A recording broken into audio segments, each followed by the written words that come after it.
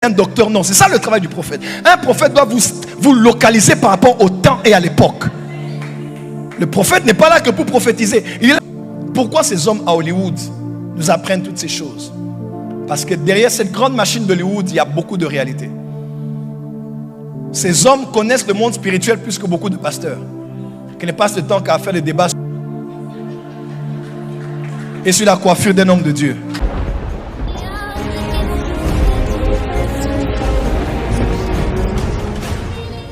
Et 11, bon, il y a beaucoup de textes, hein? Verset 11, ce que le roi demande est difficile. Il n'y a personne qui puisse le dire au roi excepté les dieux dont la demeure n'est pas parmi les hommes. Ésaïe 36, verset 18. Qu'Ézéchias ne vous séduise point. Et 10 ans, l'Éternel nous délivrera. Les dieux des nations. Dis avec moi, il existe les dieux des nations. Il y a les dieux dans les îles. Il y a les dieux en France. Il y a les dieux en Europe. Même Europa, c'est une divinité. La femme qui représente la République française, c'est une divinité spirituelle. Quelqu'un m'entend? Il y a des dieux. D'ailleurs, Paris, où nous sommes actuellement, Paris est un sanctuaire. Paris n'est pas une ville. Paris, c'est un temple. Paris, c'est un sanctuaire. Paris est déjà quadrillé par des lignes, par des centres énergétiques. Paris est déjà saturé. Voilà pourquoi on ne peut pas avoir une grande église si on ne sait pas prier.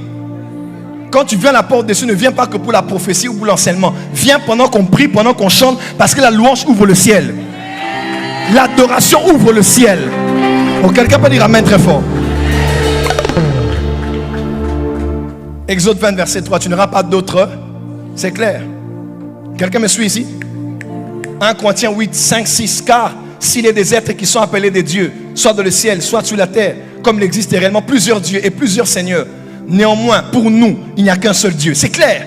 Il y a plusieurs dieux, plusieurs seigneurs, mais nous croyons, il y a le Dieu des dieux. Il est au-dessus de tous les dieux. On peut avancer s'il vous plaît?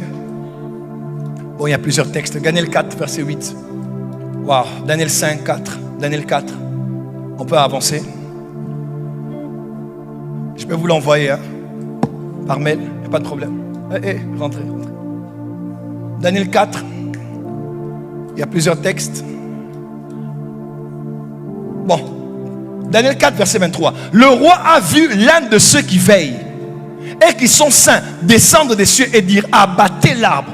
Quand le jugement voulait tomber sur le roi, il a vu un des veilleurs descendre et prononcer le jugement. Ce n'est pas Dieu, mais c'est ceux qui règnent et gouvernent avec Dieu qui ont prononcé le jugement. Quand on veut juger une ville, juger une nation. Moi, des fois, les gens me posent la question, prophète, comment tu as prophétisé telle chose sur tel pays qui s'est accompli? Lorsque notre président ici devait être chef d'État, j'étais au Gabon avec le pasteur Luc Ondias qui était à ICC. J'étais là et puis un bon jour, je crie, j'ai dit, les ténèbres viennent d'entrer en France. Et j'ai dit ce qui allait arriver jusqu'à ce jour. Et je vois déjà ce qui arrivera. Je vous donne une information. La porte des cieux sera plus que France 24. Al Jazeera et CNN. Écoutez-moi. Je le dis sans prétention. Vous apprendrez des choses durant la semaine, mais que vous avez entendu dimanche à l'église. Parce que Dieu veut que cette église soit une église prophétique qui va non seulement parler sur les individus, mais annoncer ce qui arrivera en Europe, qui arrivera en France. Tu dis amen, que l'onction prophétique tombe sur toi.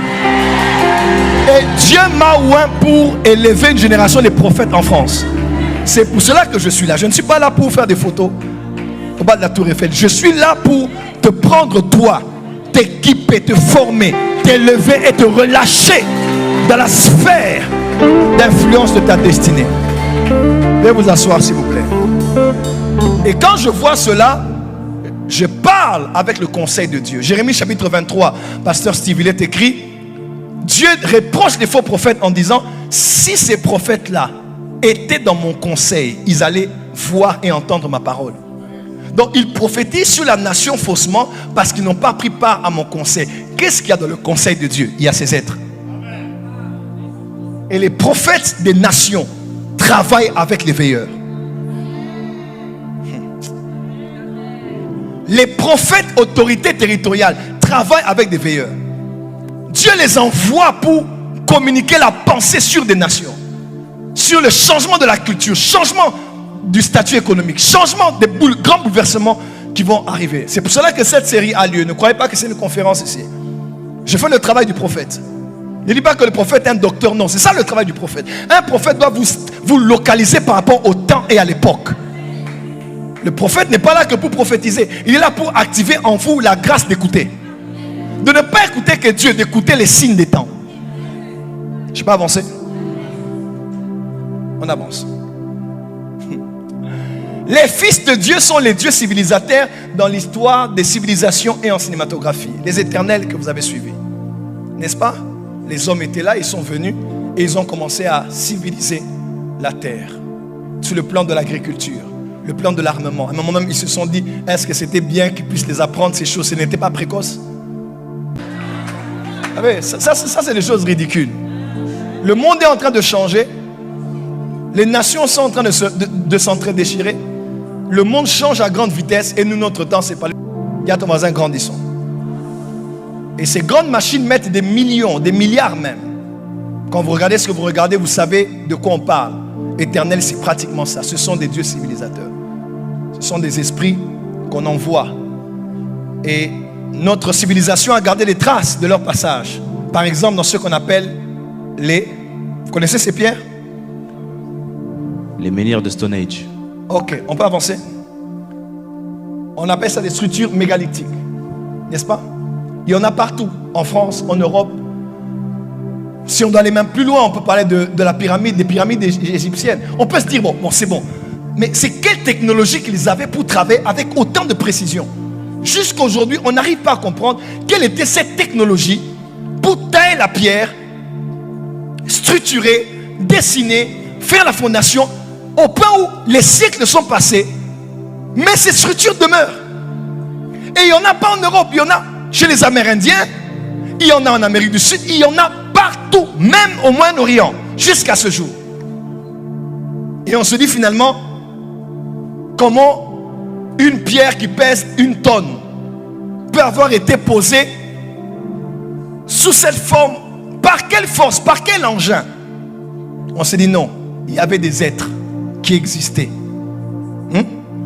Qui avaient une certaine taille, une certaine force, pour poser cela sans être dérangé par quoi que ce soit.